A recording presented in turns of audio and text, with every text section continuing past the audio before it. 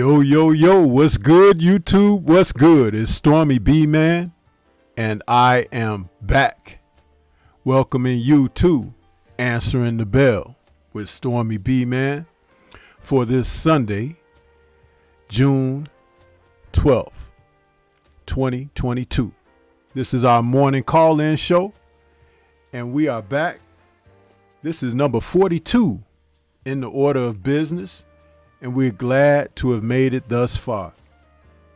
Welcome, everybody. Good Sunday morning to you. Hope everybody's doing good. Hope you're feeling well. Hope you've woken up in your right frame of mind. You know, I know it's hard to do. You know what I mean? But we here. And thank you all so much for joining me this morning. Whoa, boy. It's great to be here, people. It really is. I mean, to be able to talk, to be able to share. Sometimes we take blessings for granted, you know? I don't like to take blessings for granted, but we do sometimes. You know, we do.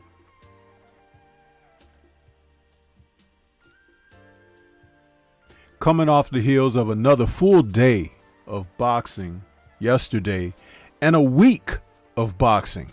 We had boxing on Tuesday. I think we had some on Wednesday. We definitely had boxing on Friday and then Saturday. There is plenty available in the sport when you're looking for it. Got to take advantage, man. You got to take advantage. Because sometimes we cry the blues. We be out of sorts because we don't get what we want, just like babies. You know what I'm saying? But there's plenty to rejoice over. And as long as accountability is held, the discipline of accountability, we can get what we like. We just might have a long track toward getting there. A difficult, obstacle-filled road. But that's it. You know? But hey, man, we here nonetheless. Let's get things started with a little bit of a roll call. I think we got over 20 people in here right now, so we can go right on into our roll call. We had the brother, Big Homie Coop out there saying salute Sifu. Class is in session. Back smack the like button, people. And salute to all of the family in the chat. Dwayne Jones back there saying bless up from the mighty ATL. Kano Local Sports. My brothers out there saying workflow, but salute to all. Young World in the building saying salute Big Storm. Salute to the chat. Happy Sunday to you all. Joe is out there saying, salute Stormy, salute fam. Let's see. Picasso is out there. He says, don't hurt him, Stormy B, man. Hey, man. I'm not looking to hurt nobody. JC out there saying, Sensei in chat with that channel emoji. Picasso says, salute everybody. I'm driving right now. AJ64 in the building saying, peace, Stormy B man in chat. Sylvestral's out there saying, Stormy B, salute, brother. Salute to you. Eric O is out there saying, morning, Sensei, Stormy B man. TZ Frank, man, where you been, brother? Saying, salute, Stormy B man, and salute to the chat. K-Rod is in the building. What's good with you, K-Rod? Shadow 979 in the building as well. Eric O saying, Stormy B man, thank you for the wrench. I won't misuse it. Bowly Bowly in the house. What's good, Bowly Bowly? Yeah, it's good to see the familiar faces rolling with us early in the show. Appreciate that. Main Event Mark is in there saying, listening while I mow. Salute, y'all. What's good with you, Main Event Mark? Are you riding on one of those lawnmowers, or you got just the kind that you push? Omega Red in the building saying salute Stormy B, man. JC is out there saluting Shadow 9. Jared 011 Green in the building saying salute family. Salute to you. It's good to see you guys out here early, man. I really appreciate that. You know, knowing that I've had my druthers over the past couple of streams, it lifts the spirit tremendously when you guys come out like that and show some support. I appreciate it. Man, you don't always have to stick around for the whole show, but when you come in, you smash my like button, you salute like family in the chat. That goes a long way. Really does something for the spirit. You know? Okay, man, Evani says, I'm on my Cub Cadet Zero turn. Yeah. I feel you. Yeah, we've had some cooler weather and temperatures here in the Chi.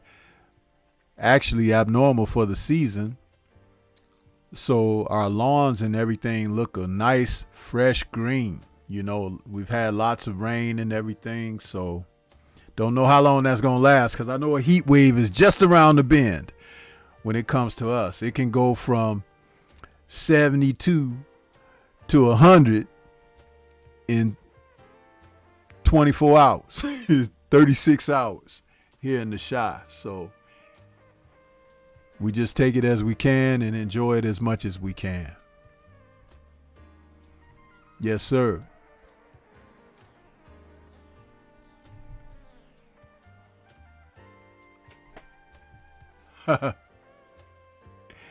Listen to Omega Red. You gets what I give you and nothing else. You got that?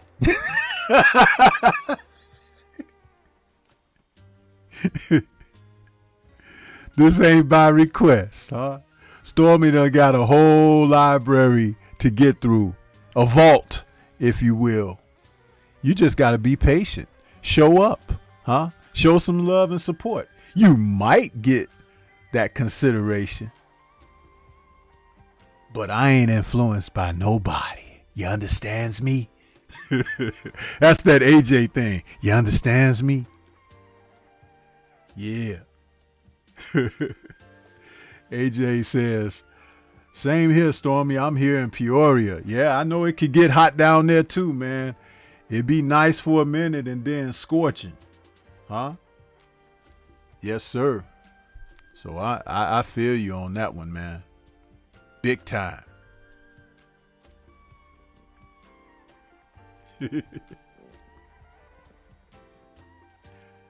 But you guys haven't been sharing those beats with sugar, man. I haven't seen them anywhere. I've asked you guys, please share it. You love the content. Share it for if you're a content creator, share it to your own page so people can see it. But no, huh? Sneak dissing. That's what they call it, ain't it? When I ain't sharing that, but you done watched it like 3 times. Why you won't share it, bruh? Share the damn show. It's music. And it's beautiful music. Great review, great comments. A good time had by all. Everybody that's in the chat was like, oh, thank you for this, Stormy. This was great and blah, blah, blah. But ain't shared nan show. I done told you guys about yourself out there. People don't like it, but you be sitting right there. Huh? I don't sit where I don't want to be. You can believe that. Well, that's a lie. I go to work. And I haven't been put in a position to just work for myself yet. Because y'all won't get my likes up. You won't get my subs up. Huh? So I could do this full time. Be on the mic full time. There's some people need their mics cut. Huh? Unplugged. And y'all be right there every day religiously. Huh? I could do it every day, but I gotta go to work. Huh? I gotta go to work. See, they say you're supposed to do what you love. I love doing this, but y'all don't love it though. Huh? the lack of subs and super chats and memberships and everything. Support that. Oh, and my analytics, because I mentioned that too. The analytics. Because that's where you can see what's really happening on the channel. And I'm so glad that YouTube began to provide that information, because at one time they didn't. But you can see exactly where the growth of your audience is and what they do cater to. Yeah. So what y'all gonna do?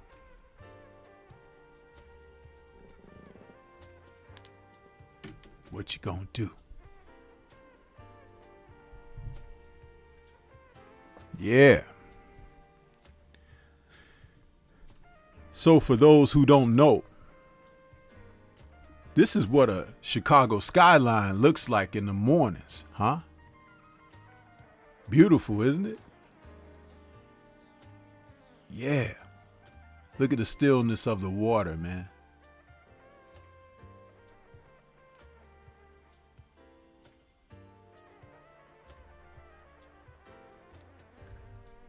That stillness.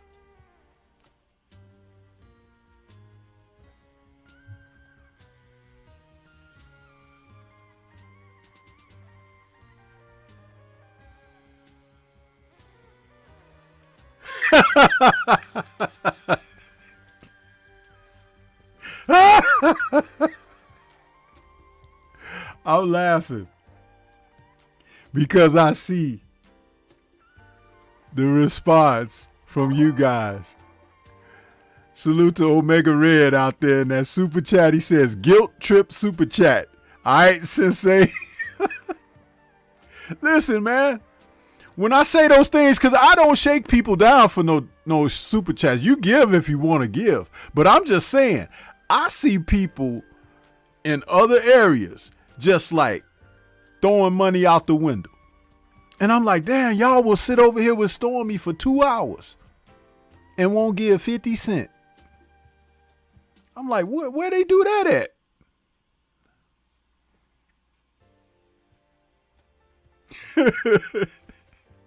Where's Tim Muzzy at? He needs to see this skyline up here. Huh? Yeah. I mean, I be supporting, man. I do. That's the only way to get there, man, when you went together.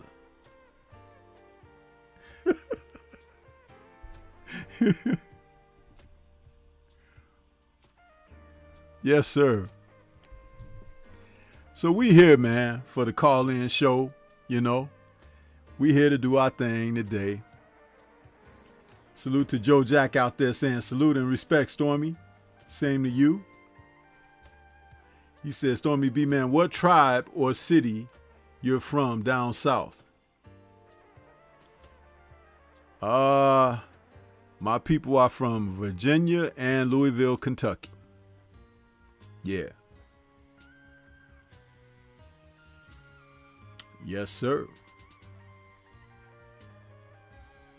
Dwayne Jones says, not seeing Roy Sr. at Roy's Hall of Fame induction disturbs me a bit. Yeah.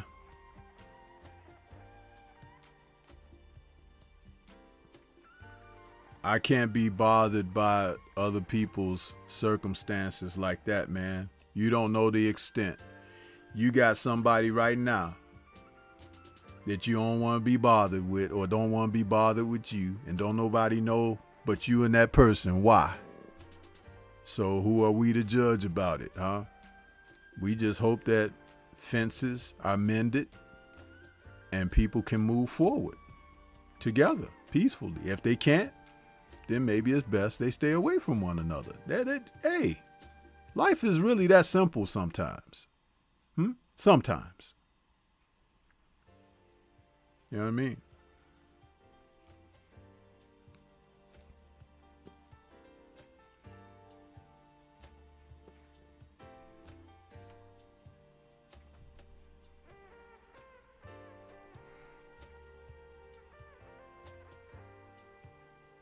I feel you on that, Omega.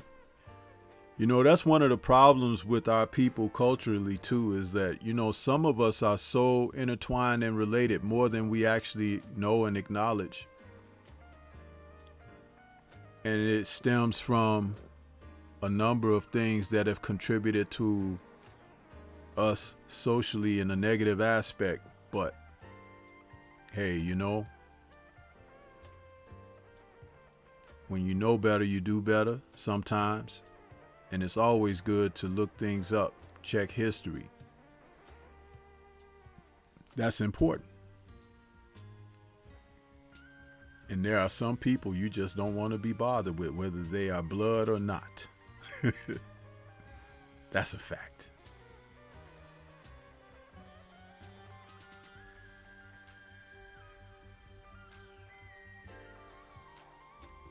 Yeah, that's one of the things, Omega, you know, you see that. But it says right now we got 37 people out here watching. And that's not counting the ones that can watch without giving you a view. I said it. That's why all skin folk ain't kinfolk. Those that are closest to you can hurt you the most sometimes. Facts.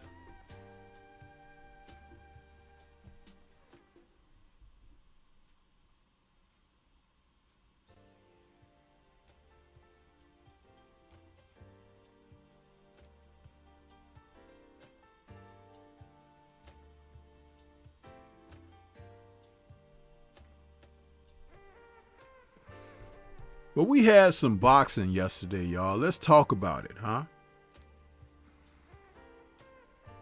I think the night culminated with the Berlanga Angulo fight. How did you guys see that? How did you enjoy it? It's kind of weird, huh? Dudes biting people and stuff. It's like, what, man? What are we doing here? What are we doing? Huh? Vampires in the house. Shit.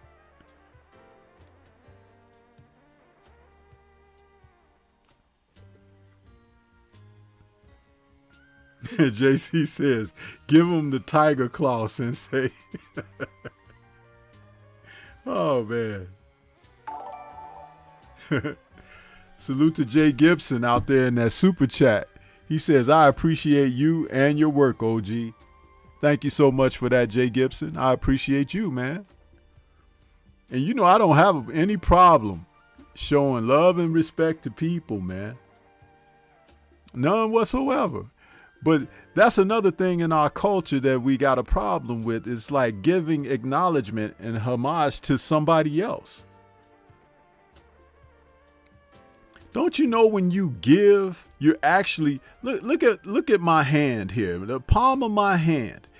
When you open it up to give to someone, do you know whatever you've given from that palm has been released? Now you can receive something back.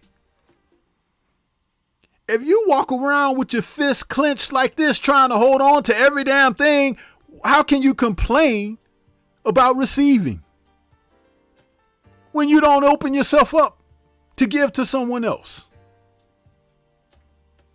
Think. Salute to KQKC Boxing Network out there. He says, what it do, my brother Stormy? Salute to you, KQ, and great job yesterday, KQ, man.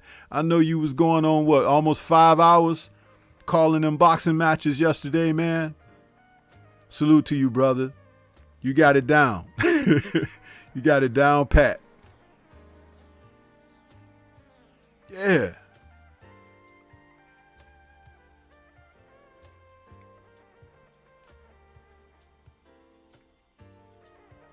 Joe Jack says, interesting night of boxing. Angelo deserved at least a draw, and Berlanga should get a no contest from the commission for biting that man. Yeah, it's going to be very interesting over the next couple of days how they handle that. because if he gets nothing, no slap on the wrist, because if he gets something, that's probably what it'll be, a slap on the wrist, right? But if he gets absolutely nothing, then people should really pitch a fit, man. Seriously.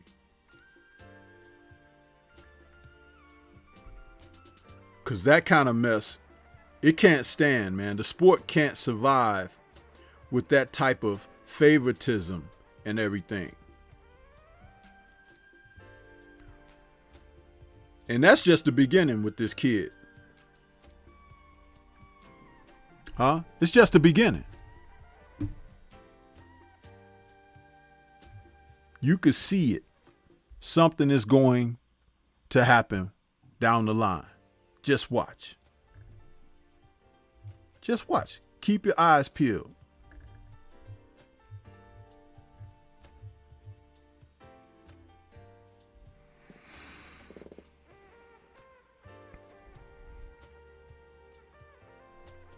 Yeah.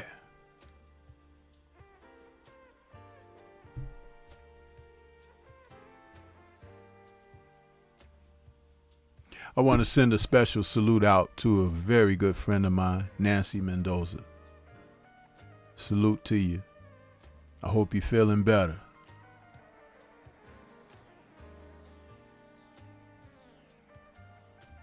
But we're going to get ready to get this kicked off, man. We're going to get it kicked off.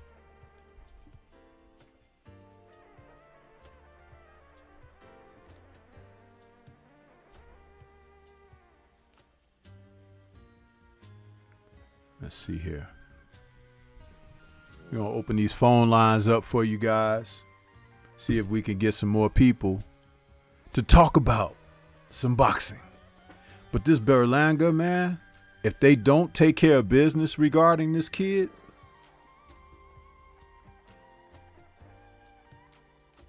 yeah. Remember what they did to Mike. And Mike was a top fighter in the sport. Top draw, box office, everything. Remember what they did to Zab Judah.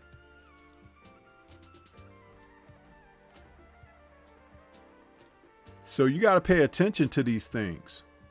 See how these folks move.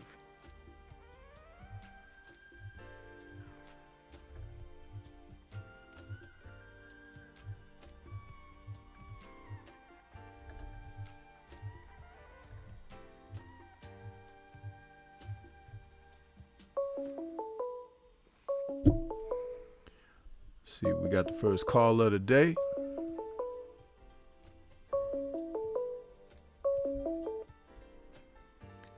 Okay, we got 518 in the building. If I'm not mistaken, I think we got Mr. Telephone Man. What's good with you, K-Rod? How you doing this morning, brother? Oh man, I'm so tired, man. But yeah, like I just had a blast last night. Like it felt like a movie, and I ran into some very interesting people. But yeah, like I just wanted to chime in on what happened last night at the Berlanga fight. Yeah. 1 second while I get to this super chat from my man, Laws D Punch Out TV. Salute to you, Laws D, my brother from across the pond. He says, salute, bro, at work, but I will catch up on the replay. Salute to all. Man, Laws D is my man. You know, he was live yesterday. I was so happy to see him live because he hadn't been on the airways on the live stream in a while.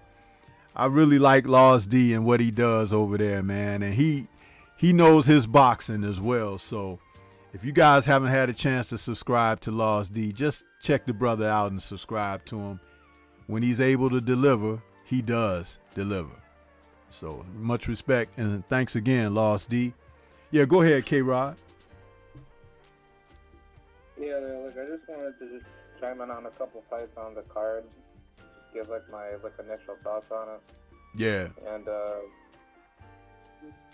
yeah, just basically talk about the experience of the venue. Yeah. Now, I'll tell you this. Especially for the ESPN and DAZN cards, I was not really tuned in to their undercard matches very much. I saw stuff, but I wasn't scoring the fights and stuff like that. I wasn't watching them so intently because I know that those guys that were battling last night, they'll be back in a couple of months. You know that because one thing Top Rank does, as well as DAZN, when they have those young fighters, they fight them frequently, man. Those guys, every couple of months, they're in the ring. And that's a good thing for them. But if they could do that for these guys, why they can't do it for the others? Huh? That's what I would like to know.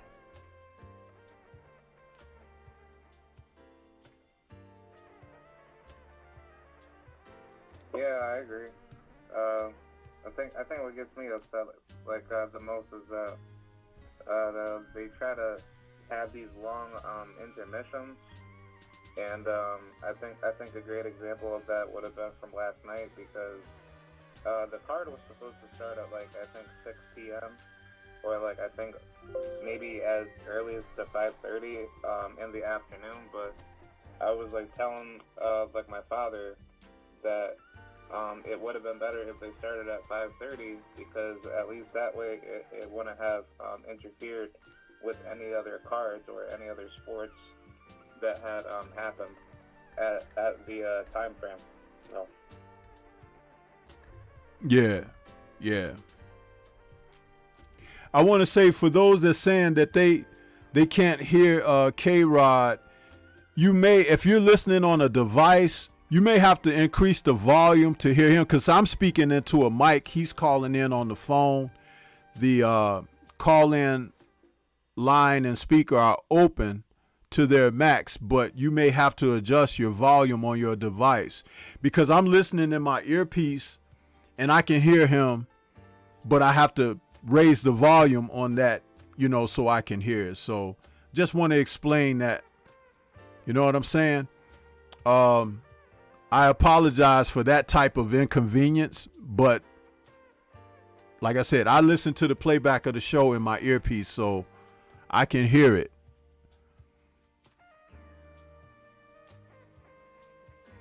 Just wanted to say that.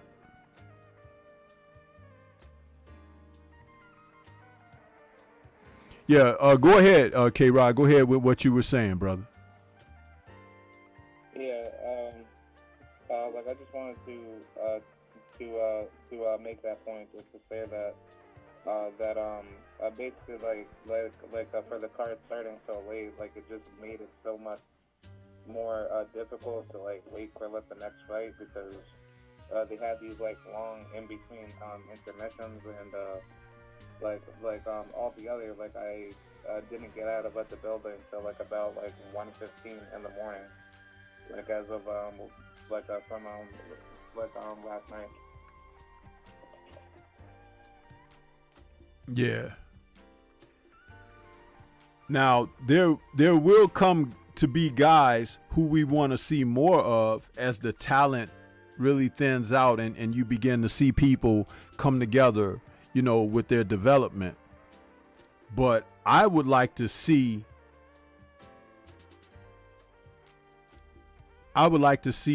these promotional companies like Top Rank or whatever invest in the top tier fighters the same way, because they seem to want to pump the brakes like that. I don't know if that's because they want to make sure that they're generating all of the revenue coming in and don't want to expend much going out because they got to pay these fighters when they get to be top tier elite champions and so forth and so on.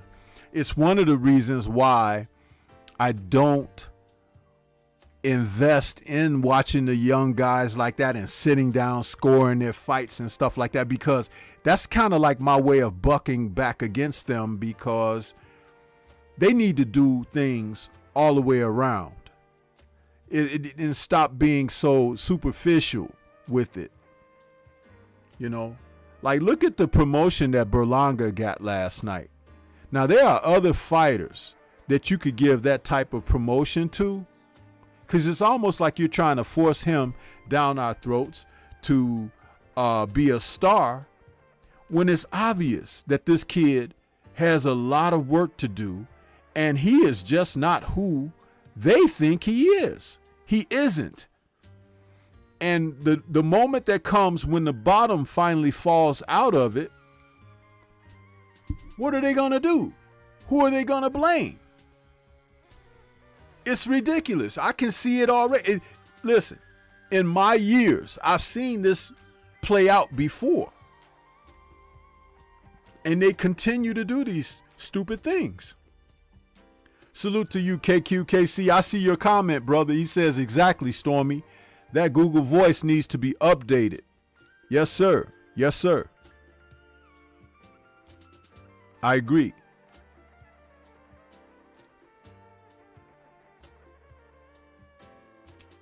But you got anything to say on that, K-Rod? What I just said about Berlanga and the fact that they're, that they select guys that they think they want to market to you instead of real talents out there who deserve maybe a little bit more shine. Yeah, I agree, because the entire event was packed, but at the end of the day, leading up to the main event, Berlanga just didn't impress with the crowd, and surprisingly, a lot of people were booing in the middle rounds, and they were just getting pissed off. So I can definitely attest to that, and I think it's time to just stop focusing on a select few like Berlanga and Xander Zayas and all these mainstream fighters, because there's plenty of other talent out there that I would like to see on the bigger stage, and I think it's time for that for that business decision to move forward. Yeah. And let me say this too. Don't think I didn't notice what they did last night after Berlanga's fight was over. They went straight to that Max on Boxing crap and kept with the fight and the card and everything. But last week when when Devin Haney won his fight over George Kambosos, they went to the ESPN studios and just, to hell with a post-fight interview. How about that? Did anyone else notice that? Am I the only one? I don't give a damn about Edgar Berlanga. Shakur Stevenson and these other fighters, I keep saying Shakur, but Devin Haney, forgive me, that won last week, he made history. And you didn't even take 5 minutes out to talk to the man after the decision. You went right back to the ESPN studios. But this kid here, who's going to end up in somebody's police blotter, watch. You got the cameras all up his rectum. In a fight he could have easily lost.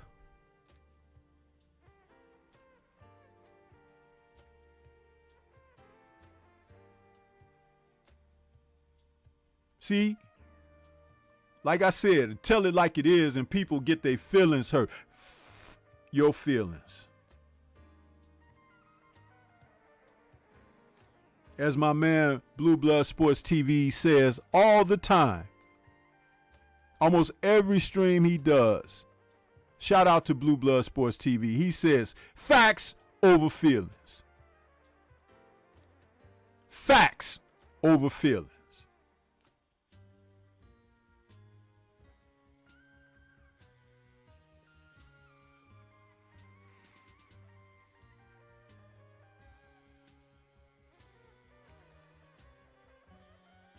This kid, they tried to keep him away from the championships. They gave him one belt and thought he'd just be happy because, there are others you can placate with that They'll be just proud to wear a trinket. But he wanted more. He's ambitious. He's driven to be someone of noteworthiness in the sport. Hell be damned, he will fight whomever to get that type of glory. And they try to isolate him, keep him on the outside, making ridicule of him, email champion. Who emailed him? And why? Who had the title before the email? And why did they give it up?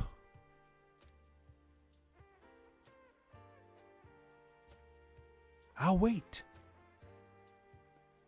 But just like those old memes, I'll be a freaking skeleton and there'll still be no answer.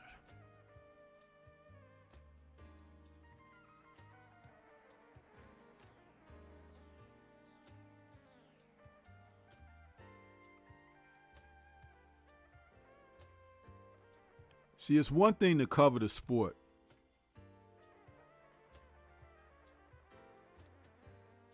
But it's another thing to uncover the sport. Yeah, another play on words. Draw the curtains back, snatch the sheets off of the bed, and see who's frolicking under the covers.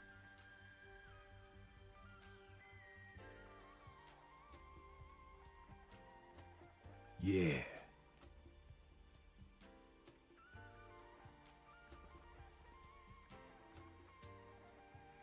Go ahead, K-Rod. I know I went off on a tangent there, but it's necessary. Yeah, I just wanted to finalize on my thoughts at the fight. I just thought Berlanga, decisively lost, and I thought Angulo should have got the decision victory. It looked like Angulo was just not going, fully 100%, but even at 50 to 60%, he was beating on Berlanga, pretty, bad.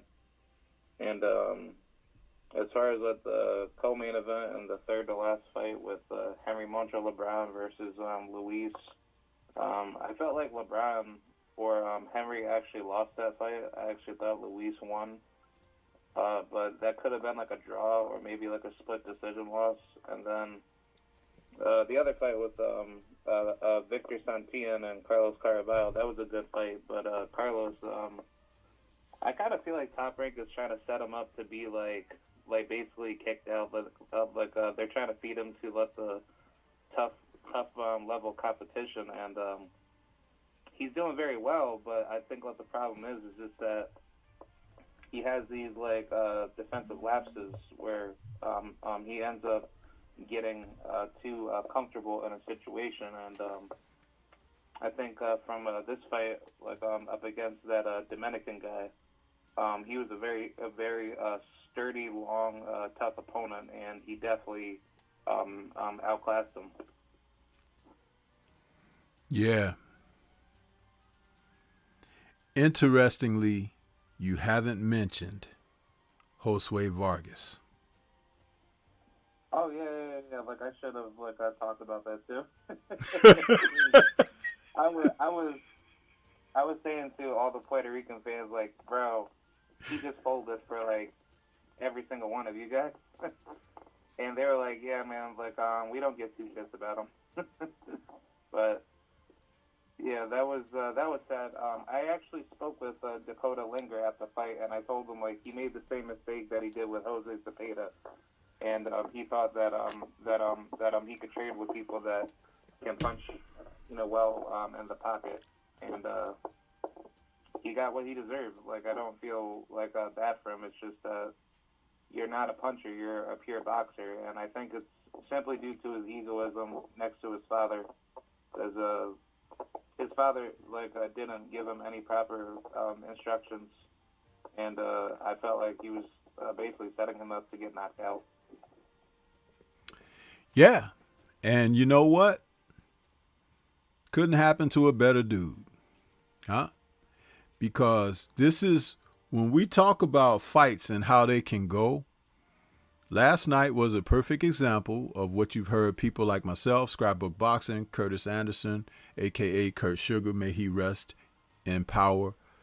The things that we would talk about, the intangibles in a fight, it came right out of the bag last night. Matter of fact, the bag had a hole in it, and everything that was supposed to be in the contents of the bag fell out on the floor, right along with Vargas. So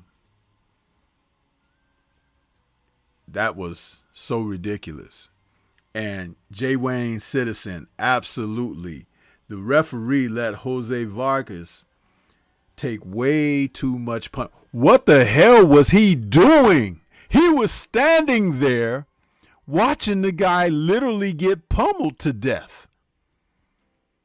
It took the ringside doctors and, those officials that, wear sport jackets that are outside the ring. Here they come telling him, stop the fight. Where was Vargas's corner?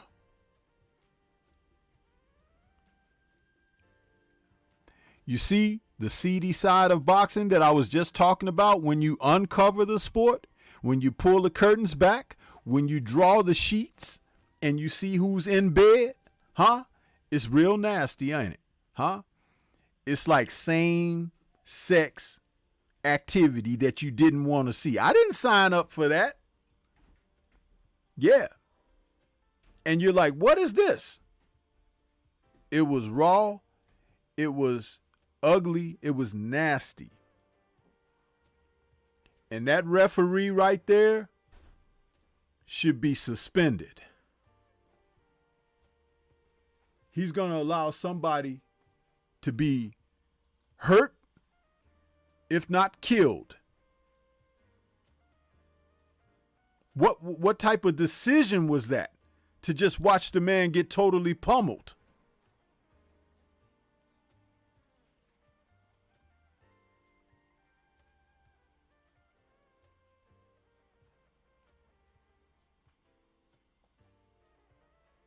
I didn't like that at all. Didn't have a dog in the race. But I didn't have any appreciation for observing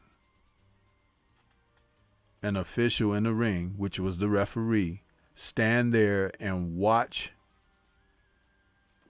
a man who was totally out of the fight just take punishment.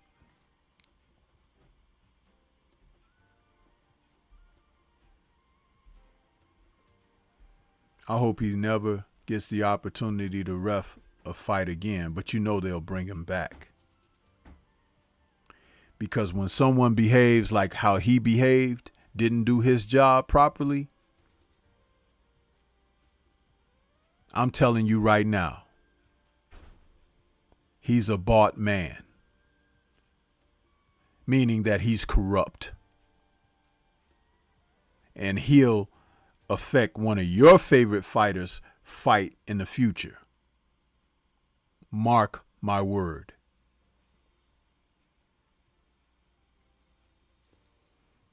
That referee.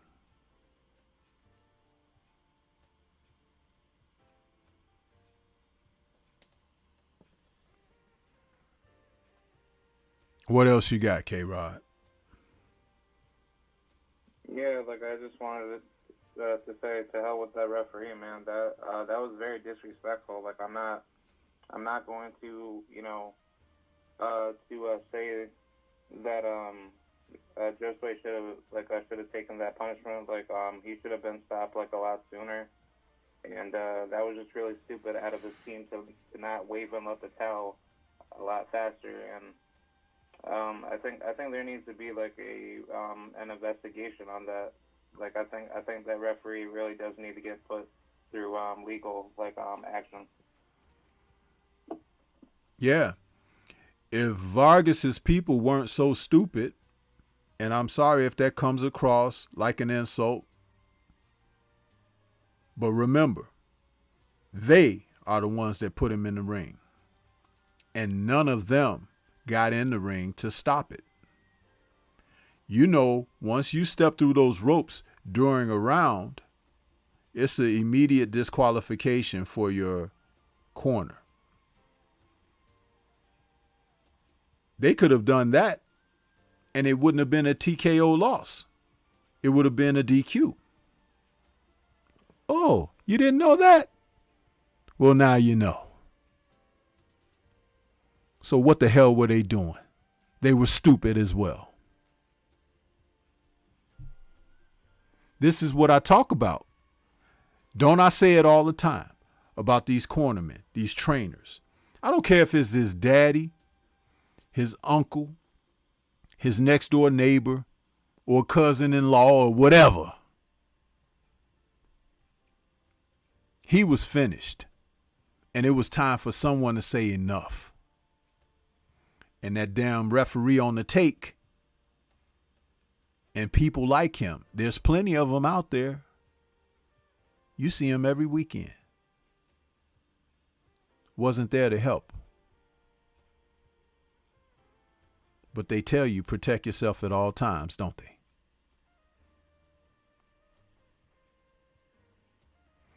If I was working Vargas's corner and that got to the extent where the ref was supposed to step in, I would have got in between the ropes and thrown the referee to the floor.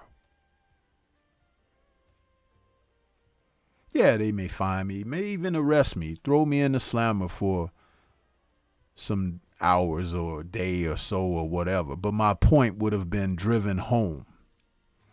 Get this effing ref out of the sport.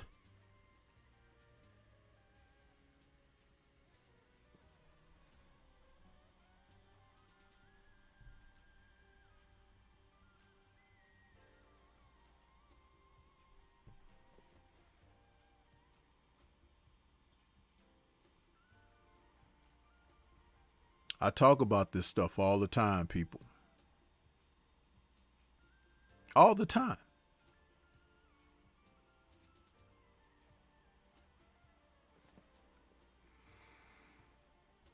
I see Jeff out there from New York.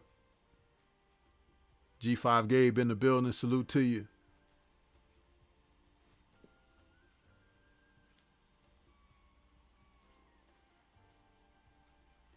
T. Berry.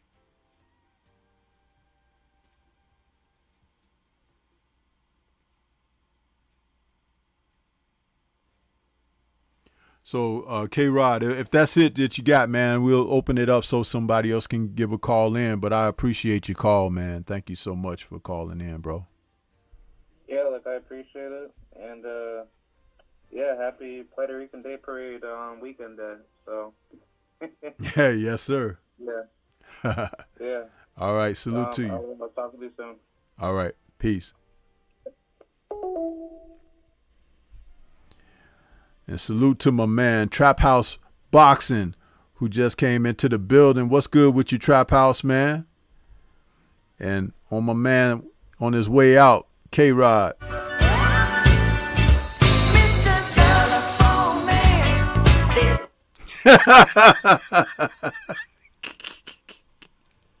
Yeah. I told y'all I'm going to make K-Rod famous, man. Every time y'all hear that song, y'all going to think about K-Rod.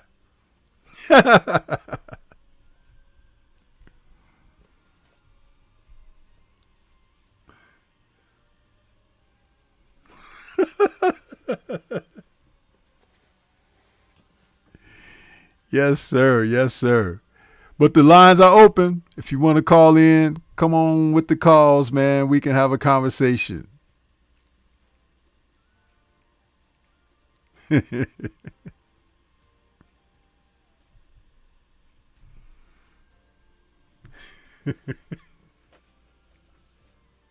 No, that ain't gonna never get old, K-Rod.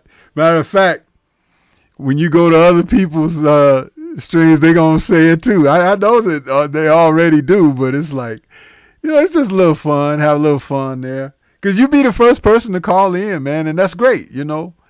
I appreciate the support like that.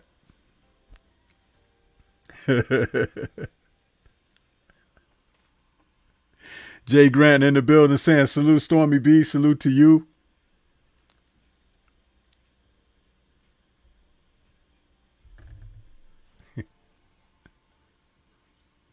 Trap House, you want to call in, brother? Have a conversation about anything from yesterday or something on the horizon, whatever, you know.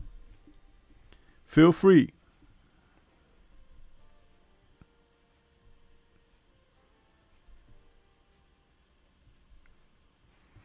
In the meantime, I want to cover something that happened earlier in the week, man.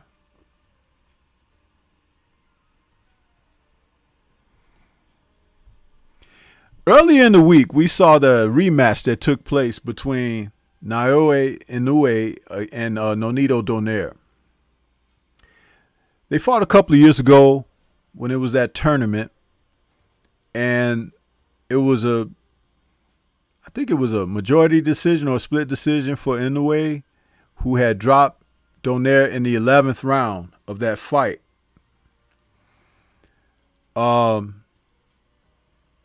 Donaire boxed his way in that fight, and he did very well. His experience was brought to the forefront in that fight, and he even went on to win a title again after that with a couple of victories over some younger fighters. And at the advancing age of the late 30s, approaching 40 years old, Donaire has had a resurgence in his career. But due to the losses he's had in his career, he has been a quick study. He has learned to box more, implement the right hand to go along with his money punches, the left hook. And he's managed to preserve himself somewhat.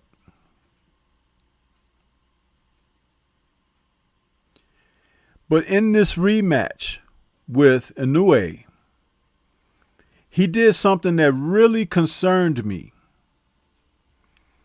He came into this fight and did not display the boxing acumen I had expected from him. From the opening bell, he attacked Inoue in a way that told me that he had no plans on going the distance.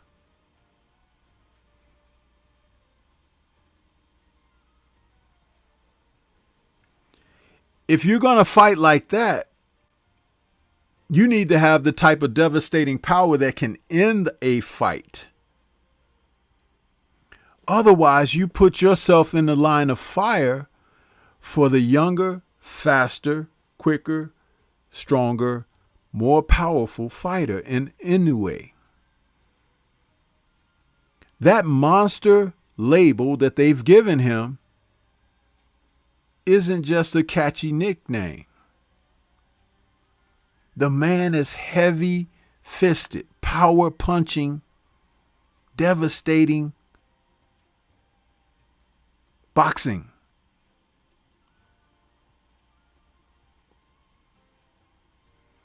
What we used to see Julian Jackson do to people at junior, middleweight, and middleweight, Monster is doing to people down there at bantam.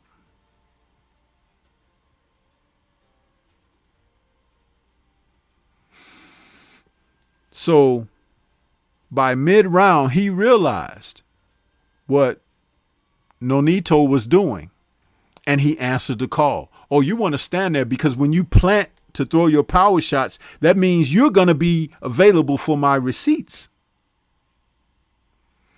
And Nonito was never a defensive wizard. And seeing that Monster is the quicker, faster fisted fighter, all he had to do was let Nonito let something fly and just counter. And that's exactly what happened. A round and a half of destruction. Less than a round and a half of destruction. Donaire was body bagged.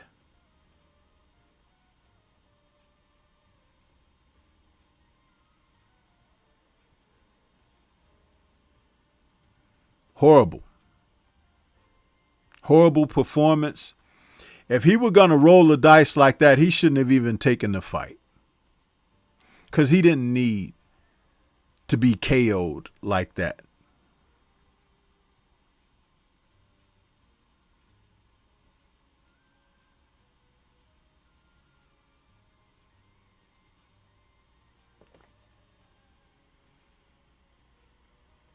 K-Rod, I see what you said there. That's what's up, man. Haney and Miguel, yeah.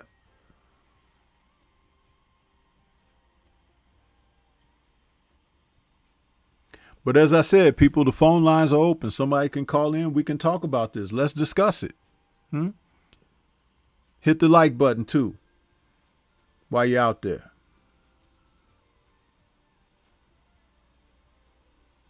I don't think Trap House hit my like button. You know, he's stingy with his likes, too. Oh, Sensei, you got to test my kung fu before I hit your like button. I ain't got to test your kung fu. Huh? You're just not good enough. But since Trap House is out there, I got something for you. Me kill a nobody like you, no. Could ruin that good reputation of mine. Bend down, you little squirt. Crawl between my legs. Go and clean crud and piss holes. How about that, Trap House?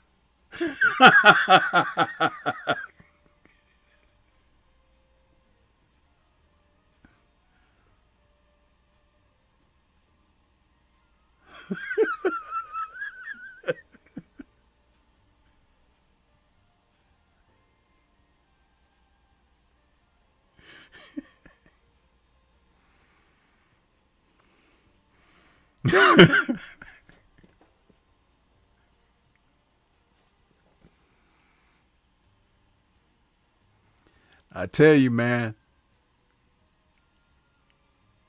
they don't call me the sensei for nothing. I be ready. Huh?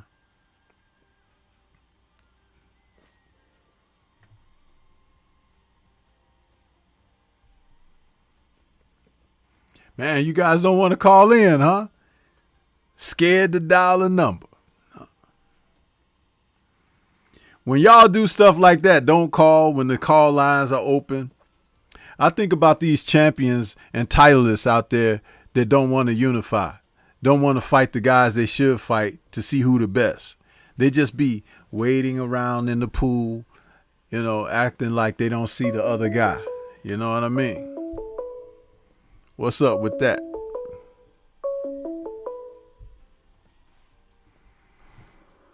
Okay, we got 202 in the building. Who's calling? What's on your mind? Hey, Stormy, this is Bowley. How you doing? Hey, Bowley. What's good with you, man? Man, I'm good. I'm chilling. It's a little humid, but I'm good. I'm good overall. So, you know, I had a lot of jokes after last night. A lot of them. You know, Vampire in Brooklyn. You know, I said I gave Berlanga 1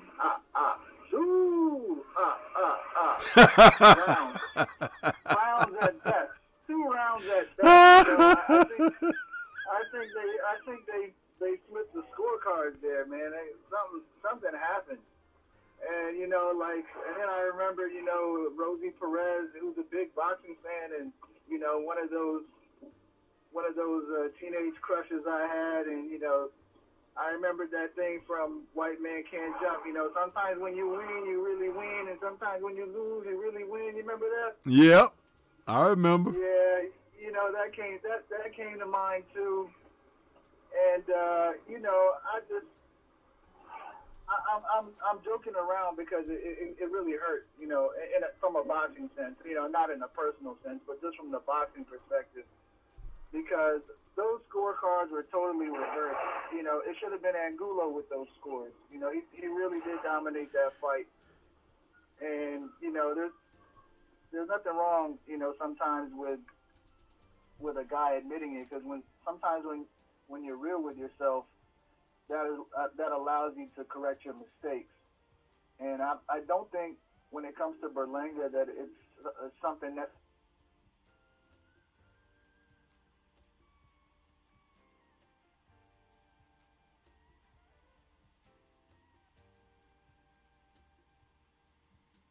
You still there, Boli Boli? We lost your audio, bro. Oh, his call dropped. He must have been driving or something. He was making some valid points there. What do you guys think?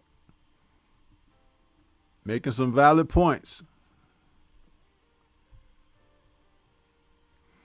And let me say this, man. When you guys, if you're gonna call in, you know, kind of be stationary, because otherwise we'll lose your call, just like we just lost Boli Boli there.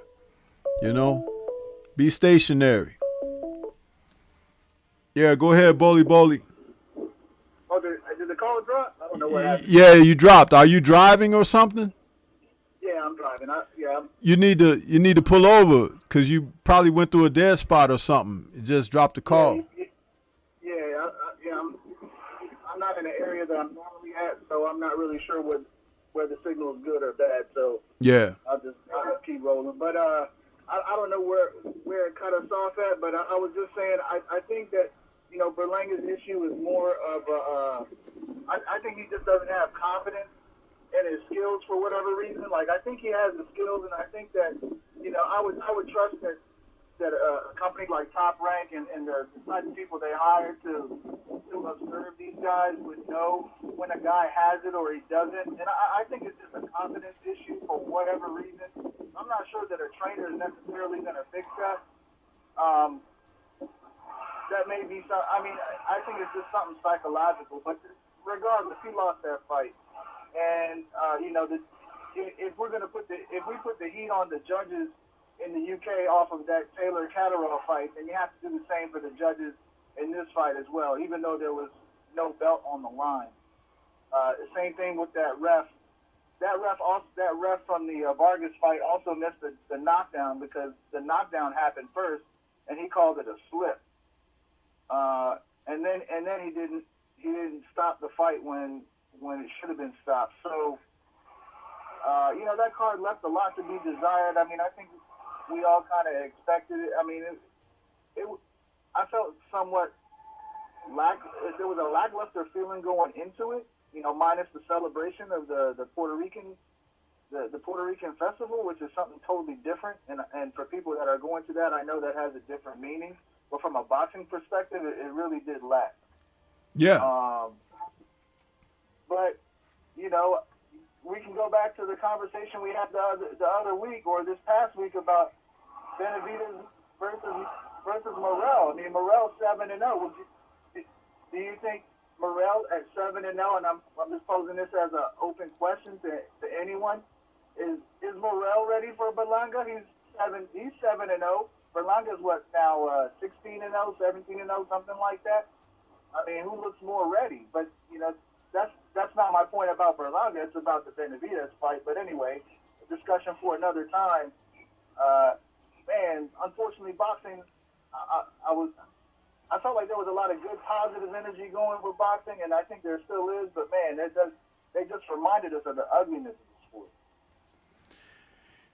Yeah. All the while that you were talking, I was thinking they had put the damn scorecards together for this kid just like they did for Canelo. That's the only explanation you can have for giving him a decision like they did. And they gave him some kind of award in the ring after the fight was after the decision was announced. Did you notice that? They gave him something encased in glass, you know, or whatever. And I'm like, here we go with this foolishness. It's like the winner was determined already. even without the bout taking place. I don't like when they do this kind of thing, man. And it's happening so much, but the people are not paying attention. The people are not paying attention. Just like I raised the point, and I know you were out there in the chat, Boli. Did you hear me say earlier that when this fight card ended last night, they went straight into Max on Boxing and continued talking about the fight card? Last week, when Devin Haney won over Kambosos, they went to ESPN and they did not talk about the fight. I think I got confused last week because I switched over to regular ESPN to watch the Haney fight, and then I agree, it was confusing, but then I switched back to ESPN Plus. And then the interview, they had continued the broadcast on ESPN Plus, so they did the same thing. But they didn't announce that. No, they didn't. And see, that's the thing. Yeah, I agree. That's done by design, bro. See, ESPN. You have to understand, with all of these missteps and misquotes and inappropriate information being put out in mass. This is done by design. You don't make those kind of mistakes. Okay, those are not mistakes. These are choices that network is making. And it's disrespectful, and it shows extreme bias and prejudice against certain fighters. And you cannot continue to just receive that or be on the receiving end of it and not call them for their bullshit.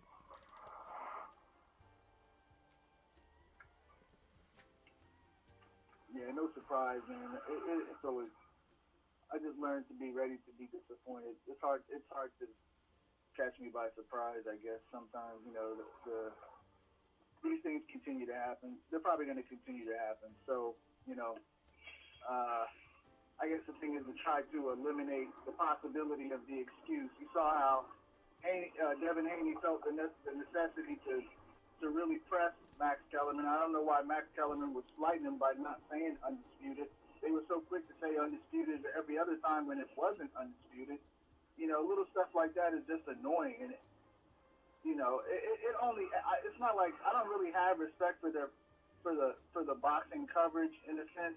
Like I'm glad that there's a platform like ESPN where these guys can get on. But at the same time, I mean, the way they go about it is just, when they're discussing these issues, it's just embarrassing overall. It really is.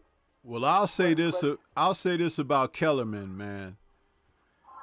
These fighters need to stop fooling with him. They need to freeze him out. They need to start, you know what? You want to do an interview with me? No. No, thank you. And if he said, hey, well, why can you? You're disrespectful. You're disrespectful to a whole class of people and fighters. And it is no longer acceptable. We will no longer work with you. Apologies start now or to hell with you. Put his ass on the spot.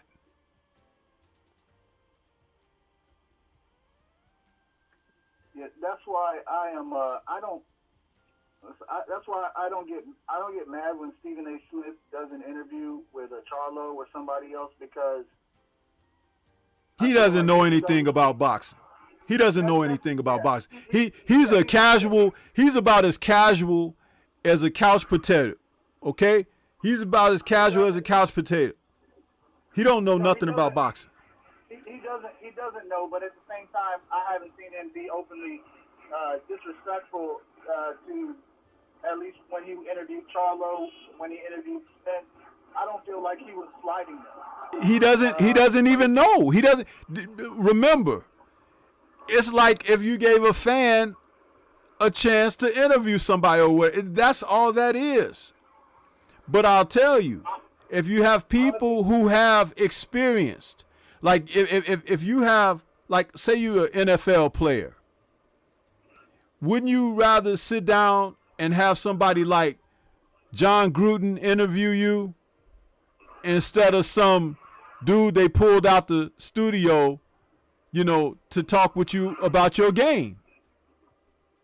You want someone who can share some type of a understanding, or at least who is polished and studied up enough to be able to ask you things respectfully and how they apply to your craft.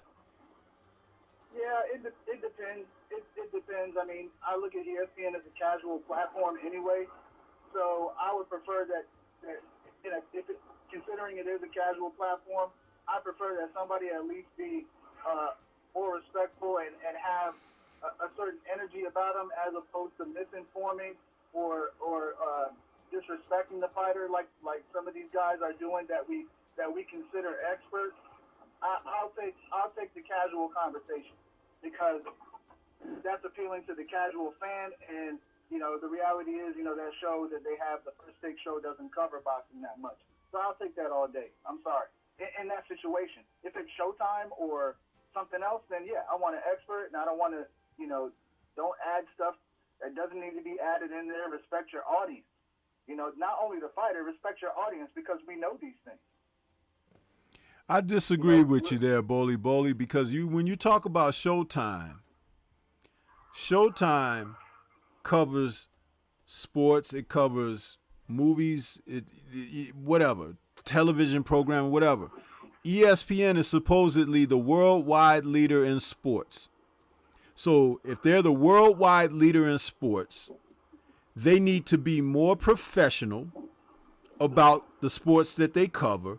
And in this instance, we're talking about the sport of boxing, and stop being disrespectful to the participants of the sport by showcasing an extreme prejudice and bias against certain athletes who are participants of the sport. And they need to check themselves with inappropriate information and misappropriation of information, distribution of information, where en masse they put it out there on television, erasing people's records, losses, and stuff like that. Come on. Why are they allowed to get away with this? And why aren't they being called out for it? See, that's the thing. If you're the worldwide leader in sports, you suck, because you are doing these things incorrectly, and there's not enough of a voice to call them on it. We do it on our platforms, but we're considered a new thing, right? We're considered new media, so to speak, because even old media see these things. You got journalists who've been around for 25, 30 years covering the sport of boxing. Where are they? Why aren't they talking about it? Those guys that, I don't want to say their names, but they're very popular names on social media and everything, when they cover the sport, their names are synonymous with the sport of boxing. They covered fights night in and night out. They're at the press conferences. They're everywhere. But they're not calling ESPN out for this foolishness. And it's only because it's against a certain class and nationality of fighter. That's it. No more, no less. I just gave the example of most recent. Last night, they went on with Berlanga, who was a shit show in his performance last night. But Devin Haney actually made history in the sport a week ago, and they cut him off the air as soon as the fight was over. As soon as the decision was announced, they say, well, now we're going to ESPN studios. They didn't say tune in to ESPN Plus for more on the fight like they did last night. I am sick of this. And I am sick of people placating and trying to give benefit of the doubt and act like, well, it's not really like it. Yes, it is. Wake the fuck up.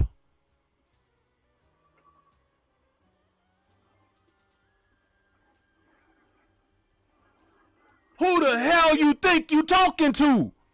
I know exactly what they're doing. You know exactly what they're doing. They know exactly what they're doing. And people are just accepting of this.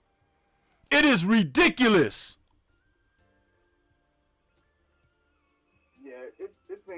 for a long time. I personally have always said, you know, ESPN is in the UFC business, and they've been mismanaging the boxing thing for a while. That's just a fact. I'm just speaking from when I said what I said. I'm just speaking from my perspective because I already know what to expect from the ESPN at this point. You know, I know what's coming. That stuff that we've been seeing and that we've seen is par for the course. Really, that's what it is. And going back to you were talking about Monster. I mean, how could you have? Yeah, he's a skilled fighter. He's a really good fighter. He is a pound for pound fighter. But top three, come on. I mean, let's just stop. Pump the brakes.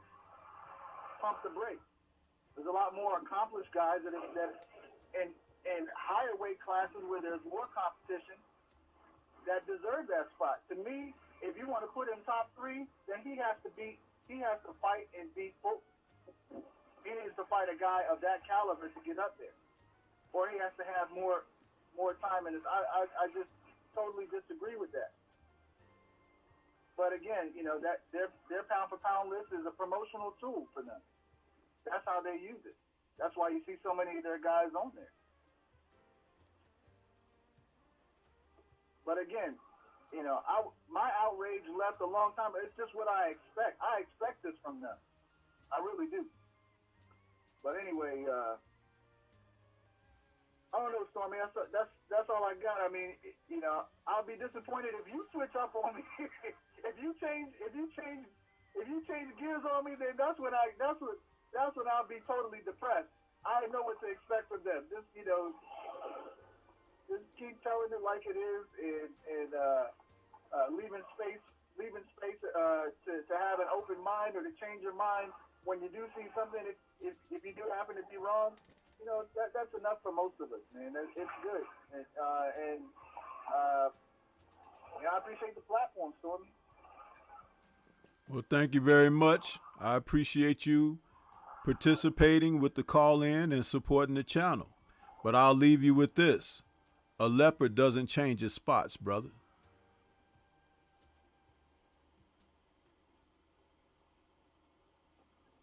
You got that? Yeah, I hear you. Yeah, I hear you. Like I said, we already know what it is. So, you know, I've been critical about it for a long time. It's just, I know what you're saying. It's just that I don't expect. There's certain things that that I just don't expect from them anymore. And you know, they never fail to disappoint. You know, there's always going to be that thing that comes out. We're always going to call them out on it, though. But this is not about expectations, brother. This is not about expectations. This is about demands. You demand to command respect. Okay? And if they're not giving it to you, you have to seize it. Okay? But too many docile-minded people don't want to do the work. That's why they need to be dealt with and put to the wayside. This is how kingdoms are built. Nobody goes in and says, hey, would you let me run things for a moment? Look at what Mr. Putin is doing right now. And it's affecting the entire world. And sooner or later, something that you don't want to see is going to happen. You know why? Because they gave too much rope. They gave too much rope. I mean, after the Wilder stuff, I mean, it's all anything goes. Apparently, anything goes. It's just that I don't want to go back to all that and start digging through that. But I'm just telling you how I've been looking at it. After that, anything goes. I just don't. Comparatively speaking, this was small change for them. It really was. Shutting down all these streets on me, Stormy, while I'm talking to you, having to maneuver through these things. Anyway, that's all I got. I'll let somebody else call in. I I'm gonna get agitated if I keep talking about this. I hear you. I'm gonna try to keep it peaceful for Sunday. You know? I hear you, but the thing is, the discussion needs to be had. That's all. But yeah, absolutely. But you, excuse me, you take care of yourself, man, out there on that road. Be careful, and you know, have a good day, and you know, finish enjoying the show if you're gonna do that, and call back again. Yeah, I'll be listening. All right, bro. Peace to the chat. All right. All right, easy.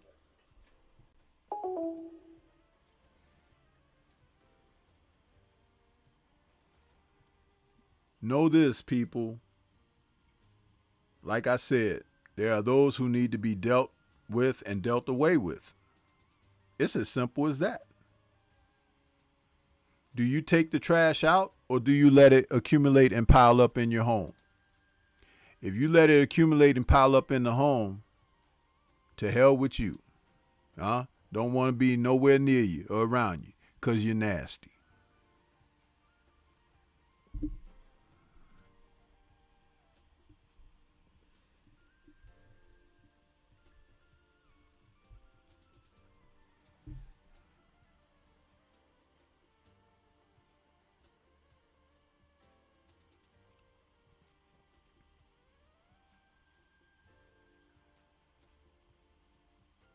Phone line still open.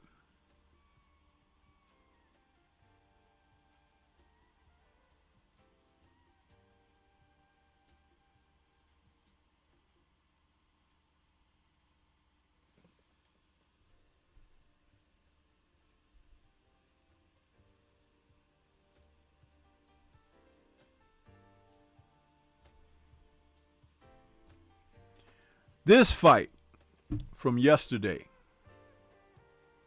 Bryan versus Dubois.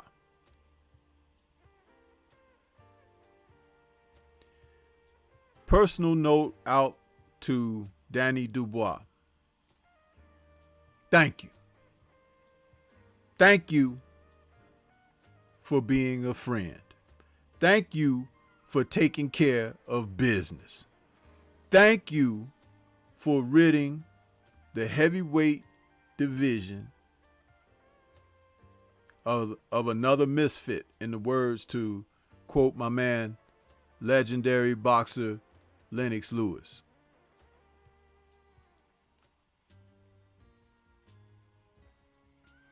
Trevor Bryan is an embarrassment.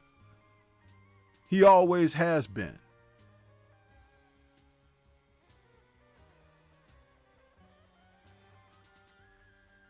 Also, an example of what I mean when I call fighters like he titleists, not champions. Titleists. A person can grab a hold of a title. They can pick it up off of the ground. They can fight a nobody for it. It could just be passed on to them because someone else left it in the dust. There is no way that Trevor Bryan would have been able to win a championship title off of a champion. No way. He's not built for that.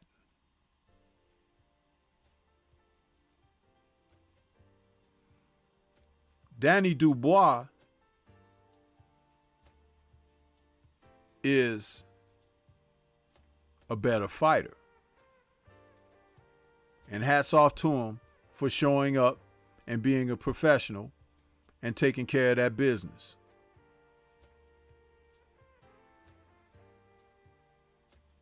Yeah.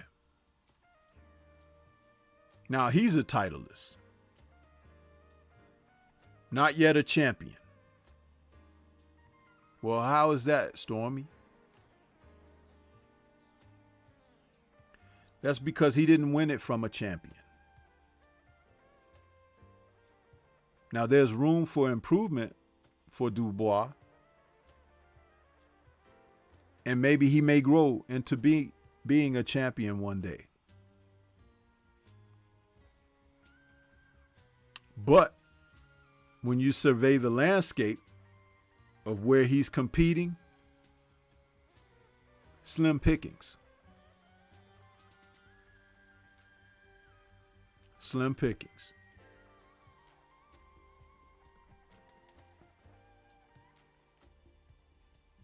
But just know these things, people. It's not my first time saying it, won't be the last. Fighters like Trevor Bryan are cannon fodder for fighters like Danny Dubois. Cannon fodder.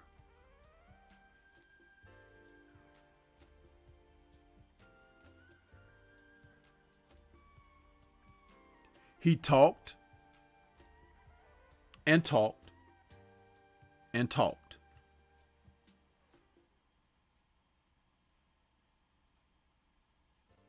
Where was the action?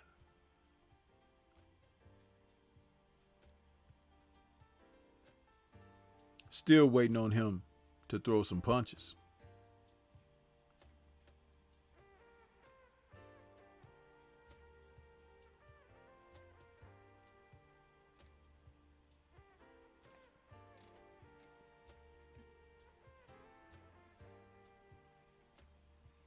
This is what you're dealing with in the heavyweight division.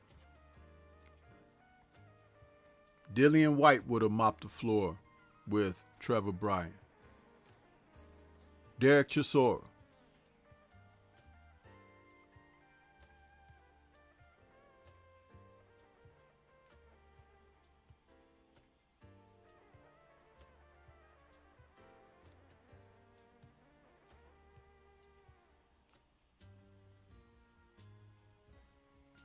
Dubois needs to run it back with Joe Joyce. If he can run it back against Joe Joyce and defeat Joe Joyce convincingly, I'll call him a champion. Because champions rise. They overcome challenges.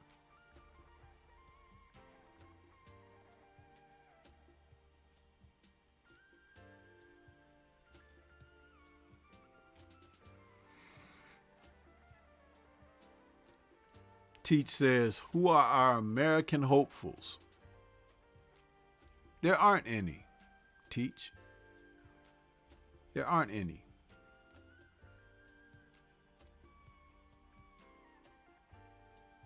Because the fighters of today, the mindset that comes with being a hopeful is non-existent. What the mindset should be.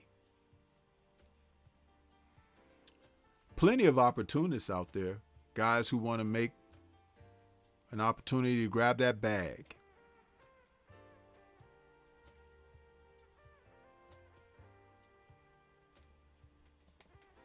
Later for that.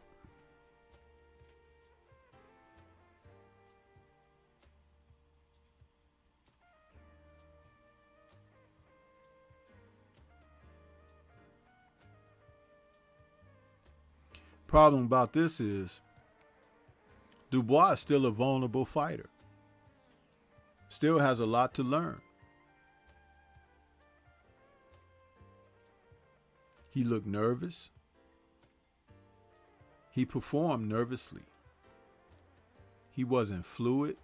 He was as stiff as a board. Rigid.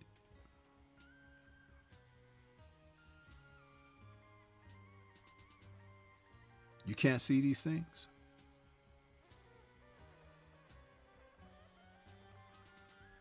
And Bryan never even decided to try to test his chin. Never tried to do it. He might have hit gold.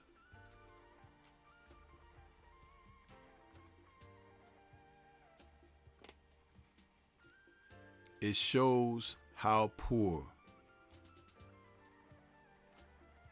what is offered in the pool that they swim in.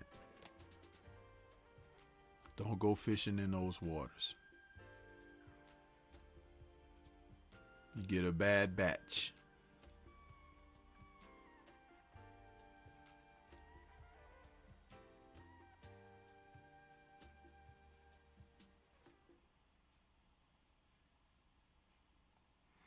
At Dankfather, I understand what you're saying. He says it's crazy how Joe Joyce ain't get his shot yet, and Dubois is a champ, regular champ. Joyce was on the shelf for a while with an arm injury that he had to have surgery on, and he never disclosed that, or it wasn't disclosed publicly until he recently came out of the shadows. So what type of injury he suffered, I have no idea.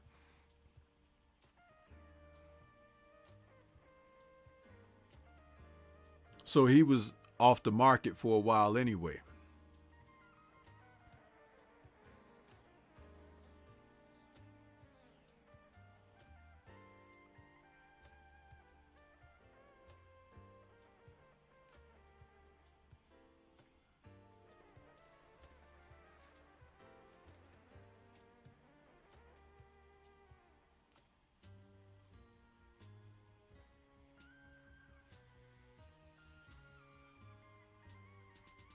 TZ Frank says Bryan didn't have the stamina or the technique to get Dubois' chin.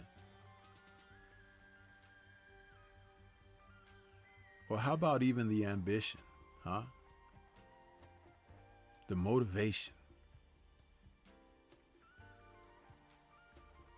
Think about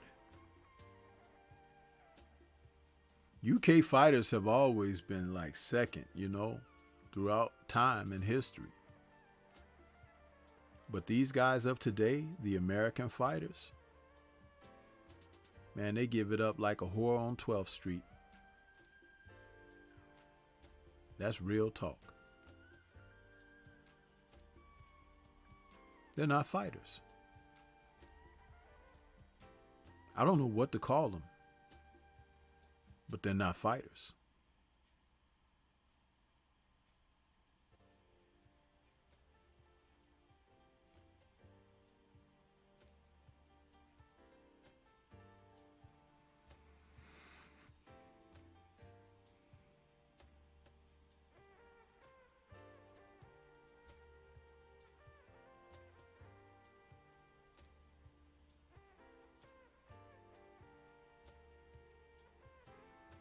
I'm so glad that Bryan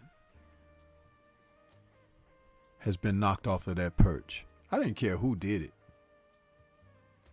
He didn't belong.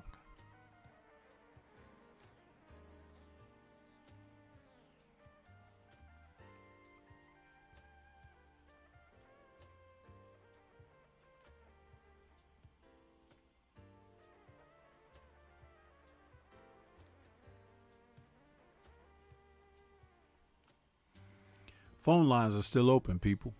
You mean tell me we only have 2 phone calls today?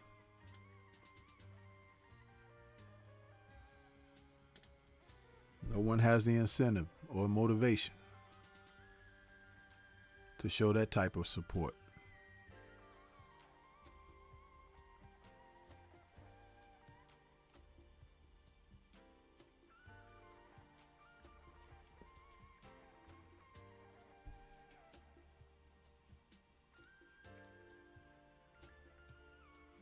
It's okay.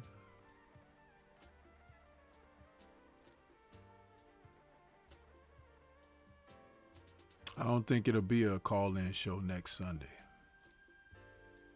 I'll find something else to do with my Sunday.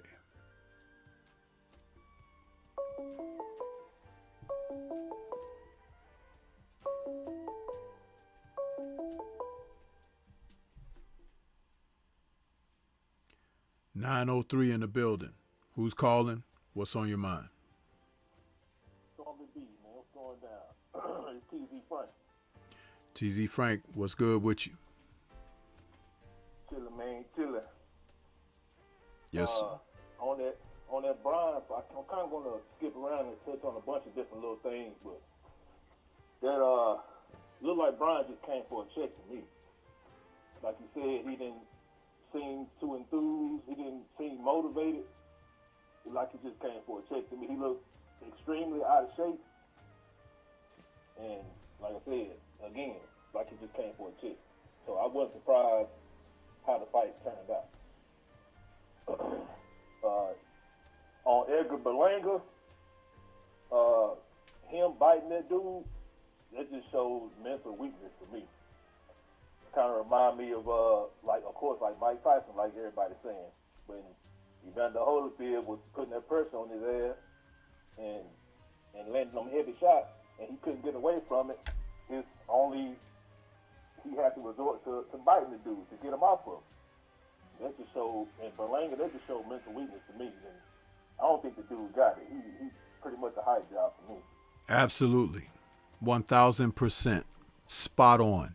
You could not have hit the target any harder or anywhere near more dead center than what you just said.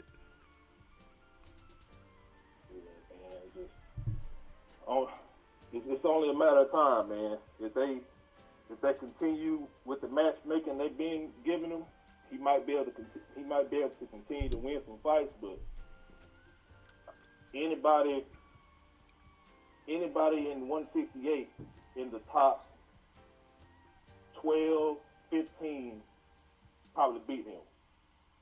I think the Donaire brothers will probably beat him. I think Lemieux will probably beat him. Who else in 168 probably beat him? Of course, Benavidez will beat him. Man, he got a lot of work to do, man. And Rozier is his trainer, right? I think he changed from him. I don't see any improvement. He might as well should have stayed with it. Well, his problems stem from upstairs in the attic. And mentally? Yep. And when guys are deficient in that area, if someone hasn't taken the time to first acknowledge that that's what's happening, then you don't have anything to work with or whatever. It's like you have to cultivate that first. And sometimes it's a mute issue that you can't. That's what they call basket cases. And people have to understand and recognize we got a lot of mental health issues here in this country, and they go unwarranted. People don't pay attention to it. And when bad things happen, they try to put the X's and O's together and be like, well, why did this? Who saw that? Because you didn't look at the warning signs. I said earlier in this show that this guy is going to end up on somebody's police blotter. I said that. Yep. Now, somebody will say, how do you know that? You don't know what listen, has he not already done some things that one of your most favorite fighters have done? And where did that guy end up? With all his money and everything, did he not end up on the police blotter? Yes, he did. And in the biggest fight of his career, did he not lose his discipline and bite his opponent? Yep. If it slithers on the ground, if it rattles and hisses, does it need to bite you before you say that's a snake? Hell no. See, and this is what we have here. Now, I wouldn't be surprised if he punched out one of his coaches. Yeah. Yeah. Because it's all there. The signs are there. I've seen this before. Yeah, it's kind of one of the things I didn't like about him from when I first started watching him, when he was about 7-0 or so, he was walking into the arena with a whole bunch of jewelry on already. He hadn't even accomplished nothing. I remember, when Errol Spence, for example, some of these other, even Terrence Crawford, when they were coming up, when they was young, they didn't have none of that stuff when they was starting their career out. Well, check this out, man. It seems like he's been given a lot of stuff without having to really earn it. Absolutely. Check this out. He got on that knockout streak. What he had, like 14 first-round knockouts or something like that. They turned that into a novelty, but they did it as a novelty. It's like they kept feeding him people that will lay down and roll over, you know, as soon as he hit them or whatever. And then it stopped when that one young man decided to fight his butt back. And the thing about that is, if you don't think Top Rank, the people, the matchmakers, the managers and promoters, if they don't know what I'm talking about, they've been around this game a lot longer than I have. But they know these things. They know how to control these guys. They know how, they know how to manipulate the masses. Right. The fight that he fought last night against Angulo, the only reason that they could take that fight away from Angulo like that is because Angulo, his temperament isn't that of someone who wants to be successful. He's a go along to get along type of fighter. Meaning, 40 already. Exactly. Not only that, but meaning that in the match last night, he never turned the heat up. He never went to another level. He never threw more punches. His output became redundant. Where was the edging on by the corner to say, hey, man, this fight is in reach. You can get this. Go out there and do X, Y, Z. Try this, do this, do that. Where was all of that? It didn't exist because the matchmakers knew that about him, and that's why they selected him for this fight. And even though they went through those auspices for this match, Berlanga still almost gave it away. Yep. That's where you justify what I've said about him. Because even under the circumstances that they recognized, he still almost gave it away. Actually, he did. Angulo just didn't take it. Right. Isn't that a scary thought when you really take a moment out and think about things? Think about that. It was there for him to grab. He just didn't take it. He didn't seize the moment. Absolutely. I don't believe his corner, I don't think his corner believed that Angulo was going to do as well as he did. Otherwise, they would have been urging him on, telling him to throw more combinations, to pick up the pace, keep the pressure up. But they seemed to be satisfied with what he was doing because he might have been overachieving what they initially thought he was going to be able to do. So they was happy with that. It's a shame, man, because like I said, I watch these things take place and it's like a bad script for a movie, and it's like you just want to rewrite the script while it's still in progress. It's ridiculous. And it's like, wow, man, these guys can't do anything right. What the hell? Yeah, man. And I briefly touch on the Donaire fight. Yeah. Man, I watched that fight the morning before I went to work, and I've noticed this not Donaire, not just with him, but I noticed it in the Wilder fight. I love Wilder, my favorite heavyweight, but in the other fighters too. It seems like when they get hurt, they too prideful to hold. And when Donaire got hurt, and I agree with what you said earlier about his game plan. Instead of boxing, I don't know what the hell his game plan was, trying to go straight ahead and slug with dudes. But when he got hurt, I'm sitting there screaming at the TV, like, man, hold him till you get your wits back. You know what I'm saying? Get your marbles back. He just kept coming forward while he hurt.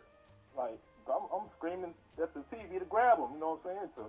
You don't see fighters do that no more. Even against Tyson Fury, Wilder he wouldn't hold him. I'm screaming. You know what I'm saying? Like I said, I'm a huge Wilder fan. So I'm screaming Wilder. You know, he hurt, he wobbly. I'm saying, hold on to him, grab him. You know what I'm saying? Till you get your shit back together. And it seems like fighters are too powerful to hold these days. I mean, I know fans like to frown on excessive holding, which is, you know, I understand that when you holding unnecessarily. But when you injured, when you hurt, and you need to hold, shit, hold that motherfucker. That's the best thing. Listen, the great ones have all held, right? Sugar Ray Robinson held. Right. Muhammad Ali held. You know, it's like, yeah, that's part of a tactical means of getting through difficulty within a moment in a fight. That doesn't mean that you're a chump or a punk or anything like that. That's you having the wherewithal to get your faculties back in order so you can continue on. Exactly. There it is.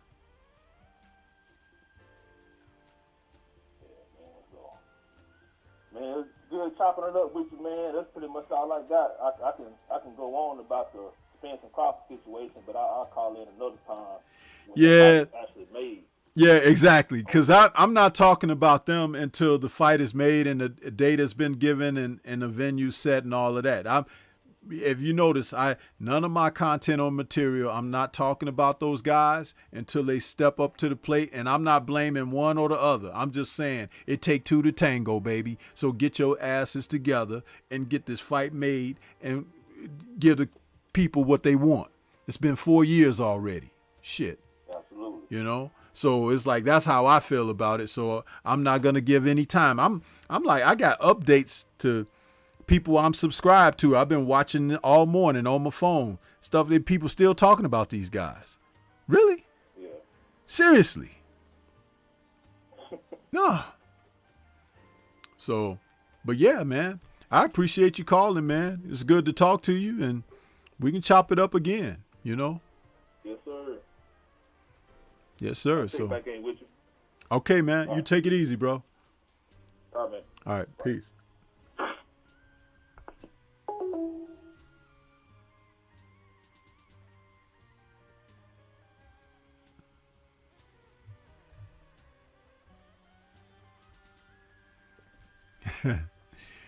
Man.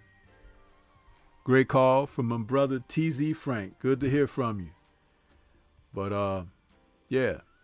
I've shut the phone lines down now since, you know, we weren't getting a lot of the calls. And I have to say this, and maybe every time that I do the call in, I have to remind people, if I got a call online, I can't take another call.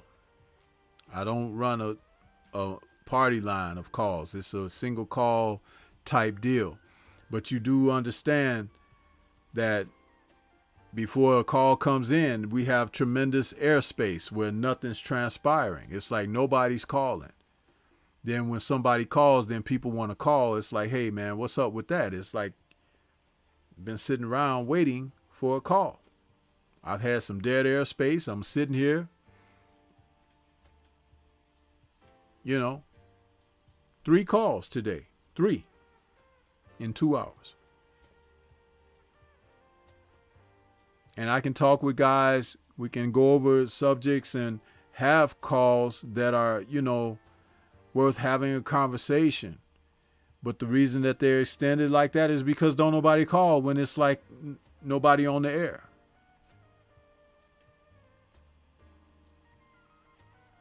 You know? But that's it. Like I said, maybe next Sunday I won't do it. You know? Because I could be doing other things with my time. Really. Really.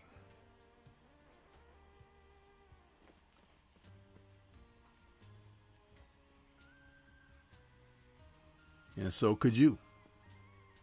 It's obvious. Because you ain't calling here. You be calling elsewhere.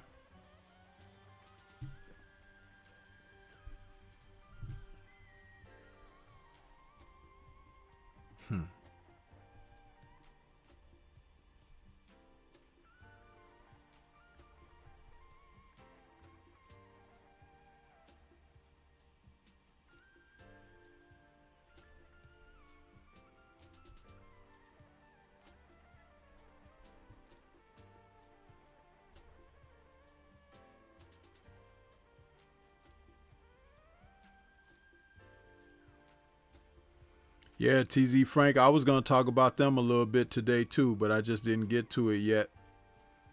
But, you know, maybe not.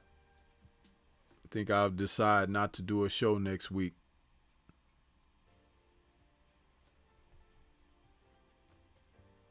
Because I tell you, man, just like I can pick something up, I can put it down. I'm not the kind of person that'll continue to harm myself. I can tell when people appreciate and when they don't. So it is what it is.